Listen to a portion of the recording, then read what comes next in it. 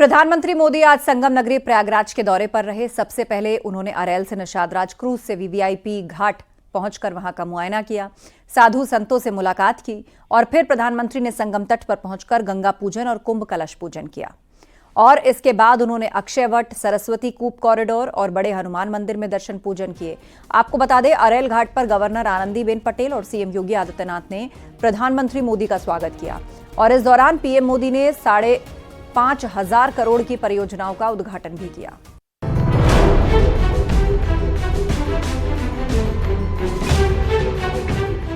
नया नगर बसाने का महाअभियान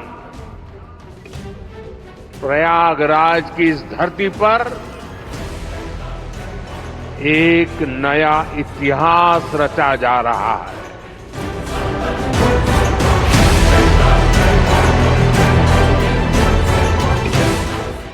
ये एकता का ऐसा महायज्ञ होगा जिसकी चर्चा पूरी दुनिया में होगी।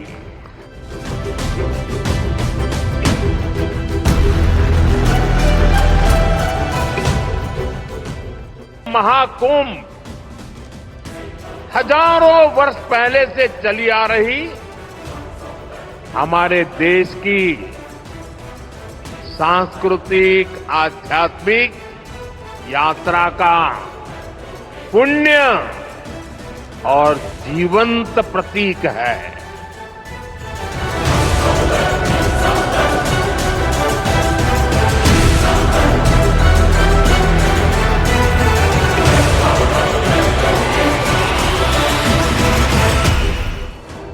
आज से ठीक 30 दिन बाद प्रयागराज में भारत की संस्कृति, सनातन, आस्था, अध्यात्म, परंपरा और अनंत युगों की जीवन यात्रा का महापर्व यानी महाकुंभ शुरू होने जा रहा है। ऐसा महापर्व जो अनंत युगों से देश की नीति और राजनीति को दिशा दिखाता है। और इस बार महाकुंभ से एकता का महामंत्र निकलने वाला है। इस बात का संकेत खुद प्रधानमंत्री नरेंद्र मोदी ने दिया है।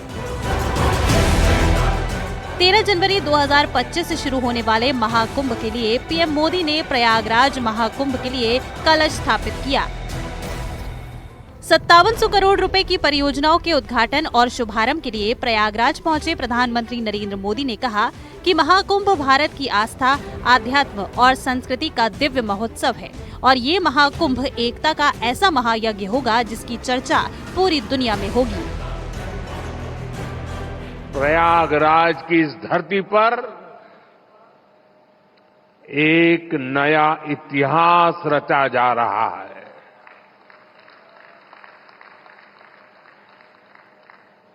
अगले साल महाकुंभ का आयोजन देश की सांस्कृतिक आध्यात्मिक पहचान को नए शिखर पर स्थापित करेगा। और मैं तो बड़े विश्वास के साथ कहता हूं, बड़ी श्रद्धा के साथ कहता हूं, अगर मुझे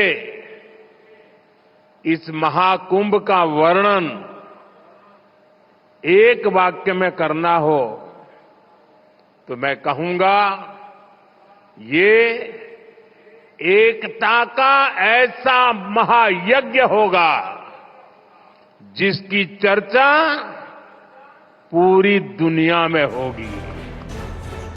कुंभ को लेकर जनसभा को संबोधित करते हुए पीएम ने कहा कि गुलामी के कालखंड में भी आस्था की ये लहर नहीं रुकी। संगम आकर संत, महंत, ऋषि, मुनि, ज्ञानी, विद्वान सब एक हो जाते हैं। जातियों का भेद खत्म हो जाता है, संप्रदायों का टकराव मिट जाता है। प्रयागराज वो स्थान है जिसके प्रभाव के बिना पुराण पूरे नहीं होते। 3 पवित्र नदियों का ही संगम नहीं है। प्रयाग के बारे में कहा गया है, माघ मकरगत रबी जब होई, तीरथ पति ही आव सब कोई। अर्थात जब सूर्य मकर में प्रवेश करते हैं, सभी दैवीय शक्तियां, सभी तीर्थ, सभी ऋषि, महर्षि, मनीषी प्रयाग में आ जाते हैं। ये वो स्थान है जिसके प्रभाव के बिना पुराण पूरे नहीं होते। प्रयागराज वो स्थान है जिसकी प्रशंसा वेद की ऋचाओं ने की है। भाइयों बहनों, प्रयाग वो है जहां पग पग पर पवित्र स्थान है। वहीं इससे पहले पीएम मोदी अरैल घाट से निषाद राज क्रूज में सवार होकर संगम तट पर गए। यहां उन्होंने साधु संतों से मुलाकात की, संतों से कुंभ के आयोजन को लेकर चर्चा की, उनके मत जाने और अपने विचार उनसे साझा किए। इसके बाद पीएम मोदी ने संगम नोज पर 30 मिनट तक पूरे विधि विधान से गंगा पूजन भी किया। गंगा को चुनरी और दूध चढ़ाया। इसके बाद पीएम ने अक्षय वट की परिक्रमा की और फिर लेटे हनुमान जी की आरती उतारी और उनको भोग लगाया। इसके साथ ही सरस्वती कूप में दूध भी डाला। महाकुंभ की व्यवस्थाओं को देखने पहुंचे पीएम मोदी ने हनुमान मंदिर कॉरिडोर के मॉडल को भी देखा। इसके साथ ही महाकुंभ में आने वाले श्रद्धालुओं के लिए बने सेल्फी पॉइंट पर फोटो भी खिंचवाए। इन व्यवस्थाओं को देखने के बाद पीएम मोदी ने पिछली सरकारों को आड़े हाथ भी लिया। कुंभ और धार्मिक यात्राओं का इतना महत्व होने के बावजूद पहले की सरकारों के समय इनके महात्म्य पर ध्यान नहीं दिया गया।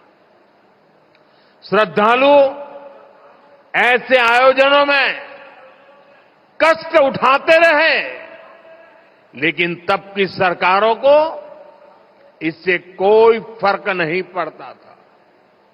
इसकी वजह थी कि भारतीय संस्कृति से, भारत की आस्था से उनका लगाव नहीं था। लेकिन आज केंद्र और राज्य में भारत के प्रति आस्था, भारतीय संस्कृति को मान देने वाली सरकार है। महाकुंभ 2025 के सफल आयोजन के लिए मिल रही प्रेरणा का जिक्र करते हुए सीएम योगी ने साफ कर दिया कि इसकी सीख उन्हें साल 2019 के कुंभ में ही मिल गई थी।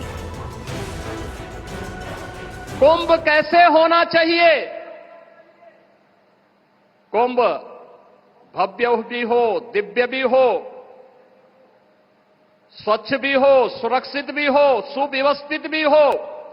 यह परिकल्पना आदरणीय प्रधानमंत्री जी ने 2019 में दी और इस बार का कुंभ भव्य भी, दिव्य भी और डिजिटल कुंभ के रूप में कैसे होना है, यह भी आदरणीय प्रधानमंत्री जी की प्रेरणा से प्रयागराज शहर, आसपास के जनपदों और दुनिया के सबसे बड़े अस्थायी शहर के रूप में प्रयागराज कुंभ के इस महाकुंभ के शुभारंभ की दिशा से आज आदरणीय प्रधानमंत्री जी हजारों करोड़ रुपए की इन अस्थायी परियोजनाओं का शुभारंभ अपने कर कमलों से कर रहे हैं। वैसे भी कुंभ भारत की सनातन संस्कृति का प्रतीक है। मोक्ष को भारत की संस्कृति में जीवन का अंतिम लक्ष्य माना जाता है और कुंभ स्नान इस मोक्ष का एक माध्यम है। इसी मोक्ष के लिए एक बार फिर से साल 2025 में 14 जनवरी से एक नए सिरे से अध्यात्म की अनंत यात्रा शुरू होगी। Bureau report, news 18।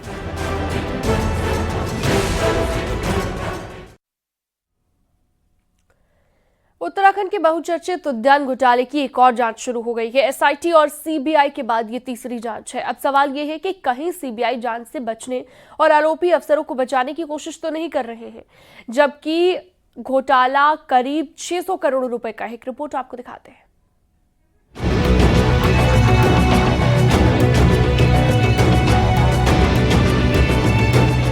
करीब 600 करोड़ रुपए के उद्यान घोटाले में क्या आरोपियों को बचाने की कोशिश हो रही है?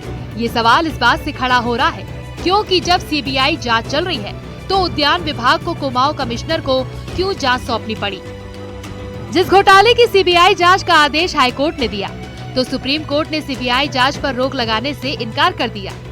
जिस घोटाले में सीबीआई 3 एफआईआर दर्ज कर चुकी है, करीब 16 उद्यान के अफसर कर्मचारी आरोपी हैं। जिस घोटाले की विभाग खुद एसआईटी जांच करवा चुका है, जिसमें देहरादून, उत्तरकाशी, नैनीताल, पिथौरागढ़ के तत्कालीन मुख्य उद्यान अधिकारी आरोप के घेरे में हैं। अब तक मुख्य आरोपी और निदेशक हरमिंदर सिंह बवेजा सस्पेंड हुआ और फिर हिमाचल प्रदेश वापस चला गया। बाकी अफसर उद्यान विभाग में लगातार काम कर रहे हैं। तो सवाल है कि क्या उद्यान विभाग को देश की सबसे बड़ी जांच एजेंसी सीबीआई पर भरोसा नहीं है या विभागीय जांच की आड़ में आरोपी अफसरों को बचाने की कोशिश हो रही है?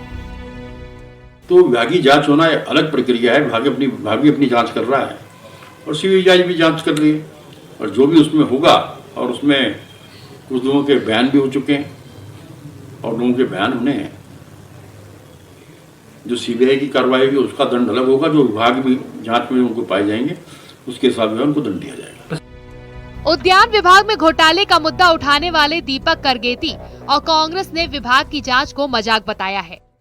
बताए कि जिन लोगों की सीबीआई ने आज तक एफआईआर दर्ज की है, जिन लोगों के, जिन अधिकारियों के नाम हैं, उनमें से केवल एक बवेजा को छोड़ दें जो कि यहाँ अपना कार्यकाल तक पूरा कर चुके हैं। उसके अतिरिक्त किसी भी अधिकारी को जो उस एफआईआर में जिनके नाम हैं शासन या सरकार ने दंडित किया हो, कहीं पर अटैच किया हो, उनको उनके पदों से हटाने का कार्य किया हो, तो सरकार इसमें अपना हाथ ऊपर, शासन अपना हाथ ऊपर से रख सकती है।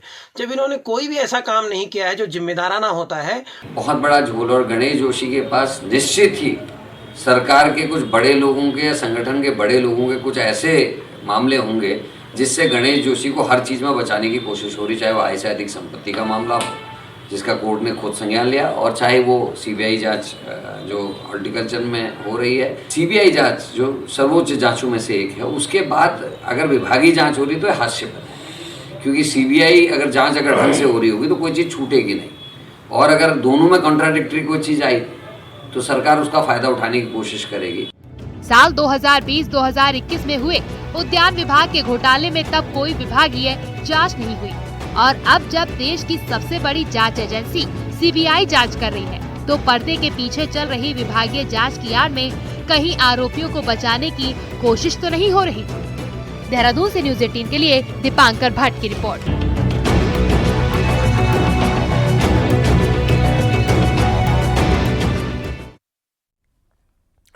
आपने नाग नागिन के बदले की कहानी के बारे में सुना होगा, लेकिन क्या आपने एक गुलदार के बदले के बारे में सुना है? अगर नहीं सुना तो हम आपको आज ये कहानी दिखाने जा रहे हैं, जिसमें एक गुलदार अपने बच्चों की मौत का बदला लेने के लिए इंसानी बस्तियों के चक्कर लगा रहा है और इस सब के बीच लोग दहशत में हैं।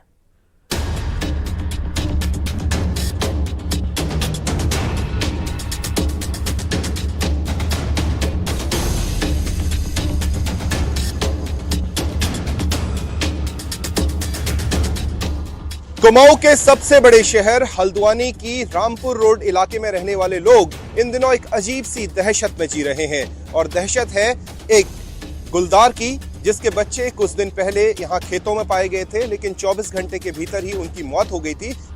हल्द्वानी के रामपुर रोड के इस हरिपुर जमन सिंह और हरिपुर मोतिया गांव के इलाके के ये लोग दहशत में हैं।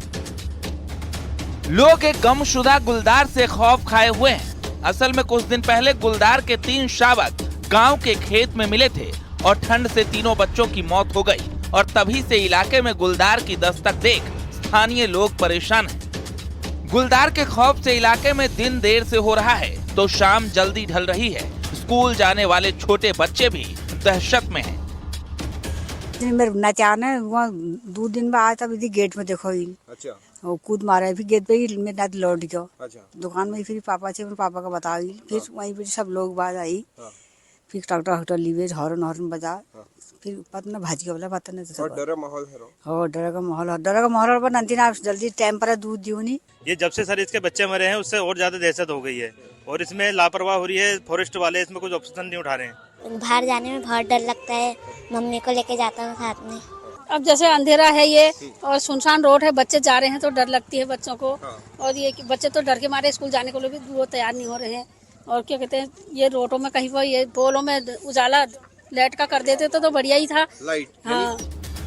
हैरानी की बात यह है कि लोगों के बीच फैली गुलदार की दहशत से वन विभाग भले ही बेखबर बना हुआ है, तराई सेंट्रल डिवीजन में आने वाला ये इलाका तांडा के घने जंगलों से घिरा हुआ है।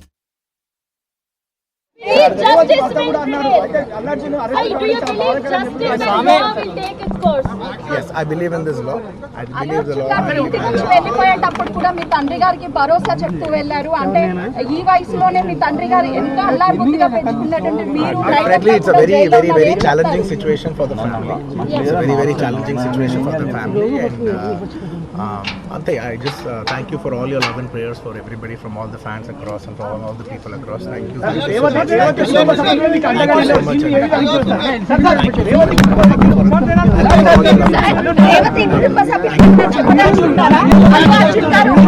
Once again, thank you for all your love and support. ప్రతి ఒక్కరికి ధన్యవాదాలు. Thank you for each and everyone across all over. Thank you for your love. I am here today like this because of your love. Thank you. Support చేసిన అభిమానులకు కానీ of course, I love my fans. Everybody knows that I love my fans. అంటే network industry కూడా thank you.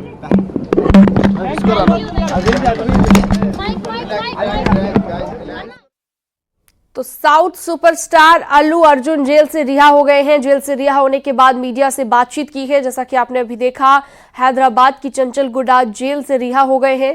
14 दिन की न्यायिक हिरासत में उन्हें भेजा गया था और उसके बाद उन्हें जमानत मिली है। जमानत मिलने के बाद भी एक रात जेल में बितानी पड़ी है। हाईकोर्ट से अल्लू अर्जुन को अंतरिम जमानत मिल गई है और 4 सप्ताह की अंतरिम जमानत मिली है।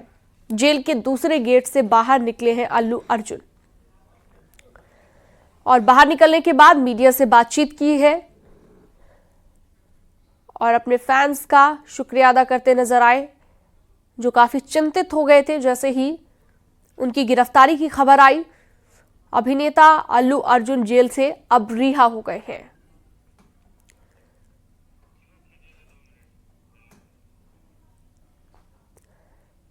तो 4 दिसंबर का ये पूरा मामला है जिसे लेकर अल्लू अर्जुन की गिरफ्तारी हुई। 4 दिसंबर को एक बैंक्वेट में, जहां पर ये पूरा कार्यक्रम रखा गया था स्क्रीनिंग का, और फिल्म की स्क्रीनिंग के दौरान जैसे ही अल्लू अर्जुन वहां पहुंचते हैं भगदड़ मच जाती है। एक महिला की मौत हो गई, उसके बच्चे के भी घायल होने की खबर सामने आई और महिला की तरफ से FIR दर्ज कराई गई, जिसके बाद से ही अल्लू अर्जुन लगातार सवालों के घेरे में थे और ऐसे में पुलिस लगातार जांच कर रही थी। उसके बाद पुलिस गिरफ्तारी के लिए पहुंची। अल्लू अर्जुन की गिरफ्तारी कल दोपहर में की गई और उसके बाद अब अंतरिम जमानत पर रिहा हो गए हैं।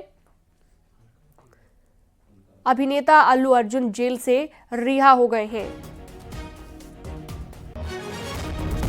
हालांकि अभी भी इस मामले को लेकर लगातार जांच चल रही है। हाईकोर्ट की तरफ से राहत ये मिली है कि 4 हफ्ते के लिए अंतरिम जमानत अल्लू अर्जुन को दे दी गई है।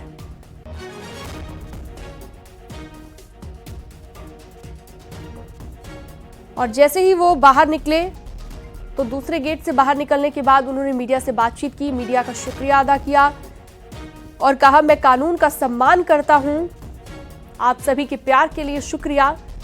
फैंस का भी आभार जताते नजर आए। हैदराबाद की चंचल गुडा जेल से रिहा हो गए हैं अल्लू अर्जुन। एक तरफ पुष्पा 2 की बम्पर कमाई,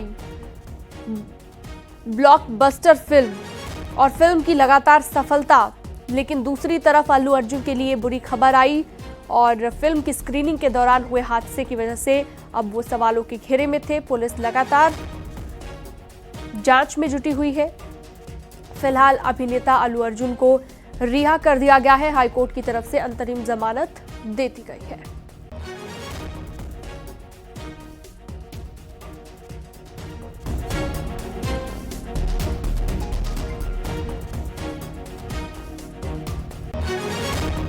तो जमानत के बाद भी जेल में एक रात फिर भी अल्लू अर्जुन को बितानी पड़ी है, क्योंकि तमाम कानूनी कार्रवाई में वक्त लगा और ऐसे में एक रात अल्लू अर्जुन को जेल में बितानी पड़ी है। हैदराबाद की चंचल गुडा जेल में मौजूद रहे और अब फैंस को धन्यवाद उन्होंने किया है बाहर निकलने के बाद। प्यार और समर्थन के लिए धन्यवाद, शुक्रिया ये कहा गया और साथ ही कहा गया मैं कानून का सम्मान करता हूं, जो हुआ मैं उसके लिए माफी मांगता हूं। ये भी उन्होंने कहा कि जो हादसा हुआ वो दुखद था। सभी बातें अल्लू अर्जुन की तरफ से कही गई हैं और अब जेल से रिहा हो गए हैं। बाहर निकलने के बाद उन्होंने मीडिया से बातचीत की है, फैंस का शुक्रिया अदा किया है।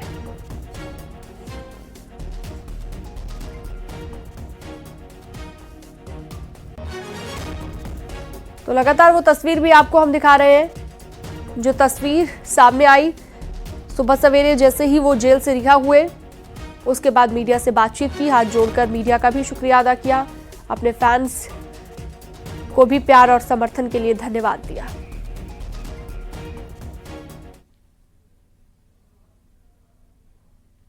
और वक्त एक छोटे से